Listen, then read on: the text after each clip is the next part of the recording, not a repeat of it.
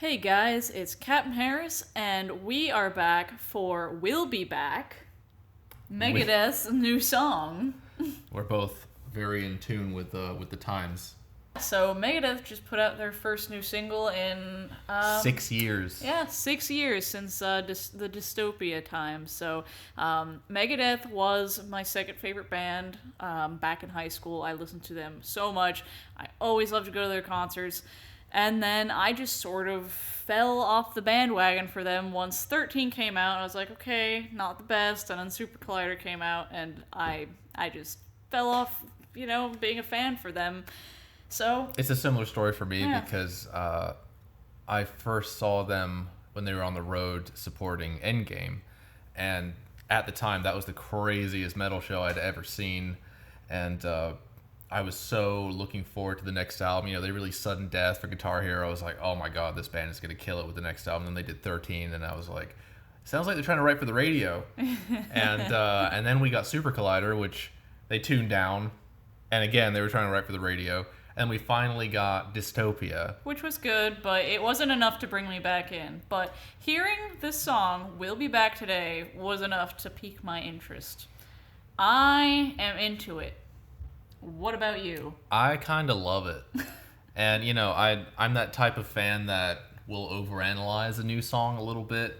And it's like, you don't want to be that fan that listens to it too many times and ruins it, because obviously with a band with a catalog as old as Megadeth, you're going to hear similarities Yeah, of course. in certain parts. So you're going to get both sides of the spectrum with me today, with, analyzing a bit too much, but also just from a fan's perspective, how nice it is to have them back with a strong song. Yeah, so I really, really like this song. From the first listen, I knew it was going to be one that I liked. And it's always funny. I always just try to look at the single as this isn't the best that they've got. So you're basing it off of that. It's like, it's a great song. It's not like, my favorite two albums are Endgame and Euthanasia. And it's not anywhere near, Euthanasia and Endgame. I don't ever think they're going to write anything like Endgame again. But it's good. It's getting close to that. Like, I felt this way, and I saw a lot of people commenting that they thought there was really strong Endgame vibes, and I did get that on first listen. Not so much on my next few listens after that, but, like, really good. And I try to think, like, for Endgame, Head Crusher was the single that came out, and it was, it's a good song, but it wasn't didn't represent the anywhere album. near as good as the rest of the album. So fingers crossed that if that is the same for this album, we've got something really good to look forward to. So for what we know now, we have a few firsts. This is the first album with Dirk Van Buren playing drums for them on record. I know it seems like he's been in the band forever now, but Dystopia was Chris Adler, if you remember, those few years ago. And the funny thing is, I remember being really excited about Adler playing on that album, and then when I heard it, I was like, doesn't sound like Adler. Yeah. It just sounds like he played the part for Megadeth, which is what Dave wanted. But with this one, the drums stick out more than Megadeth drums have stuck out in many years for me. Yeah, I only got about 5 listens in today, so I haven't been able to analyze all the instruments. This guy's been at home all day, so he's been, like, putting the headphones on I probably and listened analyzing. to it about 15, 16 times at this point. So, but so obviously coming off of Dystopia, Dave really liked that album because he won a Grammy off of it. We're still in that tuning and in that vein. I thought the production was very akin to Dystopia again. I thought it was a little bit better, a thicker rhythm section. We got Steve DiGiorgio on this We did. recording, right? You read that was right. Steve DiGiorgio Okay. played bass on this because they had to wipe the slate clean for reasons unknown. That's why this album has taken so long to come out, is because of some certain bassist out there got the boot. But anyway. Damn. So yeah, now I have to kind of fight in my head if I want to just say, oh, this is amazing, this is great, or I can kind of talk about what I see as familiar in the Megadeth world. So I have to say, as soon as I heard the first riff, it's The Threat Is Real again. A little bit faster, but it is just The Threat Is Real riff. I like it more than The Threat Is Real, though. So. Oh, me too. I think that this is several songs mixed together to make a very strong song. And I definitely noticed that the verses are Black Friday as far as the vocal patterns he's using. I don't know if you noticed that.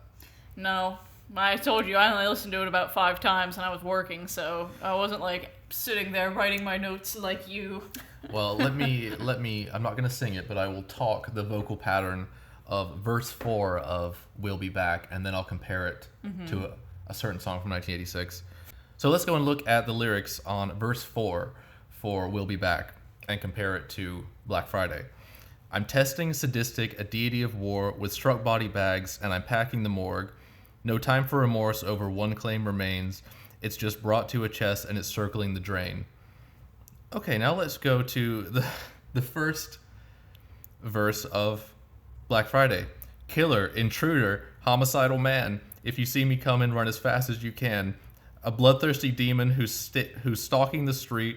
I hack up my victims like pieces of meat. Sounds like Vecna. Coming to you next week. Season 4. So anyway, I'd throw that in there. So yeah, he definitely pulled out the Black Friday pattern for this, and I can't say I don't like it. It works. He's got like a gruffer voice now. And one thing I definitely noticed was the way they recorded his vocals reminded me of like 90s and onward Motorhead, where you can tell every line is sung on its own. Yeah. And I don't know how they're going to do this one live, because every line in the verses rolls into the next one and kind of overlaps, so there's no time for a breath. Backing tracks? Backing tracks of Dave's own voice? Maybe. I don't know. Maybe they haven't thought about that yet. But So, anyway. thoughts? I don't know. I need to put the songs side by side for me to know.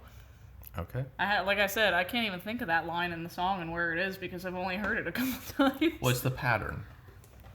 I suppose. Well, it's exact, so. Obviously, the guitar playing is incredible. Yeah. There's some face-melting solos in this one, and a lot of guitar breaks. Like the song, it's not a very like lyrical song. Like it's not something I'm gonna sing along to. Have they ever been a very lyrical band? Countdown was pretty good for lyrics. I suppose so. But in general. In general, no. But it's watching the video. It's like a modern warfare theme. And one thing that I thought was very cool that is another familiarity, but the chorus with the chants at the end, the "We'll be back." Yeah. That is so The System Has Failed, and Yeah. I love The System Has Failed. Yeah, I love 2000s Megadeth. You know, I really do.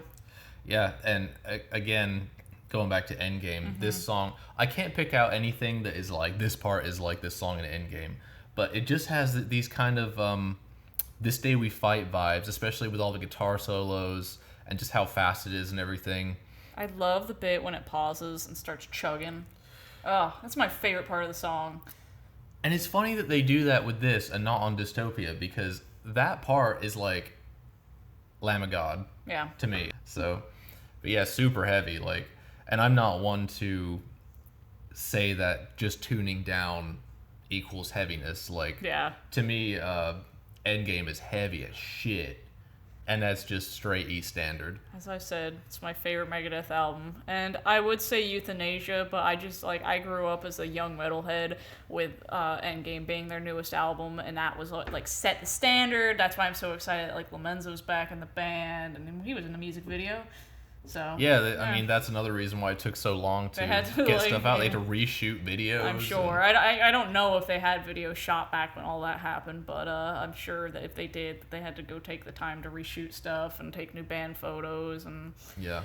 all that. But sounds like this album might be worth the extended wait. So Yeah, and, we've heard some say, well, this sounds like Megadeth by numbers. And our friend Logan, we chatted with Logan today, and he mentioned that. But I was it's trying like, to keep his name out of it. Sorry, Logan. We love you, Logan. Your opinion is valued with us. But my rebuttal to the Megadeth by numbers is, people want Mustaine to keep innovating, and I think at this point it's a fair thing to say. Where it's like, how can we still enjoy new Megadeth without innovation? Because they're obviously at the ass end of their career. And I say their career. This is Dave's band. Yeah. He's at the end of his career. Maybe we'll get 10 more years out of him, and great. But he's already done so much for metal and guitar playing in general. Yeah. That at some point you just have to be happy that Megadeth is still putting out good music. And just enjoy the song for what it is, really. Just enjoy it. Like, I didn't think when I was listening to it, even though I'm like, oh, this has some Endgame vibes, I was just like, oh, this just sounds like this, and oh, it just sounds like typical Megadeth. Like, I legitimately sat down and I really enjoyed the song, so, you know. Yeah, on the first listen, I just loved it. Yeah. It's when you listen to it over and over that you start to notice some similarities. This is a good way for Megadeth to come back, because I wanted them to come back with something heavy. Yeah. And this is even heavier than anything off Dystopia, in my opinion. Yeah, I didn't know what to expect. I didn't know what to expect at all for this album. I thought, like, if it's just another 13 or something, I'm not really going to be that into it. They still would have been on, like, the back burner for me. But like I said, this has got me interested. I might be pretty into Megadeth again if this album turns out to be tasty. Yeah. It's nice to see them come back to metal, like, full throttle, yeah. Yeah, because we've done... I think they've been through the let's try and get a hit song done, and now they've got their Grammy, so now you can just ride into the sunset. Let's be heavy again. Give it to us. Give us 3 more albums of just heavy shit, and then you can retire, and we'll be happy. Yeah. So, as far as this song goes, I love it. Yeah. It's great to have them back and to enjoy some new Megadeth. Yeah. I don't think there's anything, like, special about it, but I love it. The only thing that stuck out as a bit different for Megadeth was the ending kind of ended with a bit of a breakdown. Yeah. And those dissonant chord stabs that end the song are really, like, you know, more modern, like, again, Lamb of God style heaviness. Yeah. So it's cool to see them incorporate that a little bit. I don't know how much input the band, other than Mustaine, has on these songs. Mustaine's always been the main writer, and everybody knows that, but everybody else puts their flavor on it. And that's why people like Marty Friedman and Nick Menza and Chris Poland have always been so respected. And I'm sure Kiko and Dirk have done that too. I mean, I'm sure that Steve DiGiorgio didn't do anything. No, this was all written. This was all written before the incident happened. So. But Kiko, just because we haven't touched on Kiko, I think he's done a great job ever since Broderick left. Yeah. And funny enough, this song reminds me the most of Broderick as far as solos go. It's just wailing fast. Yeah. All over the fretboard, and it's fun to see them do that again. Yeah. But yeah, I'm really excited to see where this album goes, and hopefully they have even better songs. Are we? So, comment in the comments. Do you like Megadeth in detuning? Yeah. Because they've gotten used to detuning now. They detuned back for Super Collider for the first time, and they've been in that tuning for a while now. Now, I am not a fan of the old songs in detuning. It doesn't sound right. Yeah. And I know they've done it to save, his voice, because he obviously he can't get up there anymore, and there's nothing he can do about that. But I would rather them play more new stuff than still try to, like, play the old stuff and it not sound quite right. Yeah. So give us some Endgame in D. I don't care. Play it in D. I would kill to hear Endgame in any tuning, to be quite honest. Or I'd love to hear Washington Is Next. Yeah. Anything from those 2000s albums, seriously. Blackmail the Universe. Yeah. Yeah. So yeah, we will probably go and see them at some point. I hope so. If the last 4 or 5 shows that we had tickets for in Florida all got canceled, so it's just Florida shows are just cursed apparently. So we had to go to Iowa last time. But yeah, hopefully they come to Florida and we can actually see them on the dead. What's it called? The Sick, the Dying, and the Dead. That's the one. Yes, the Sick, the Dying, and the Dead tour. So hopefully they come here. Hopefully this album blows my mind, because and doesn't just blow. Because I'm honestly ready to relive the early teenage years of Megadeth. Ooh, yeah, that was my first show I was ever front row for, was Megadeth, and it was awesome. Good for you. Yeah. Well, yeah. So we'll be back. Good song, and we'll be back with another video as soon as we can. Yep. Thank you guys for watching. Let us know in the comments what you thought of the new Megadeth song, if you like Megadeth, if you think Dave's just washed out, or if he's being reborn again. And, we'll see you next time. See ya.